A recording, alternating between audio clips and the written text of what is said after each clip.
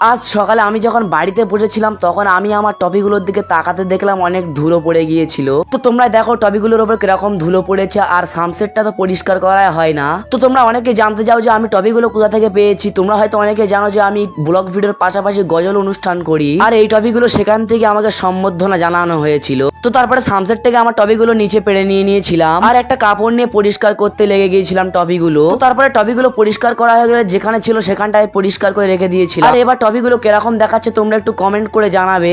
তো তারপরে আমি আমার রয়্যাল এনফিল্ডটাকে চালিয়ে যাচ্ছিলাম আমাদের এখানে মডেল স্কুলে, কারণ আগামী কাল ছিল 15 আগস্ট স্বাধীনতা দিবস, তাই আমাকে এখন সাজানোর দায়িত্ব দিয়ে দিয়েছিল। আর আমি মডেল স্কুলে চলে গিয়েছিলাম, আর এটা ছিল আমাদের মডেল স্কুল। আর আমার সঙ্গে মডেল স্কুলে কিছু ছাত্রও কাজ করছিল, তারা এভাবে কাজ করছিল দেখে আমার মনটা খুব ভরে উঠলো। তো কাজগুলো করতে গিয়ে তো আমার আধা জীবন বেরিয়ে গিয়েছিল। আর এইগুলো ছিল মডেল স্কুলের সমস্ত ছাত্র এবং ছাত্রীরা, আর এই মডেল স্কুলে অনেক জনাই পড়ে। আর এতক্ষণ ধরে আমি এই জায়গাটা পরিষ্কার করছিলাম। যদি ভিডিওটি ভালো লাগে তাহলে চ্যানেলটিকে সাবস্ক্রাইব করে দিও।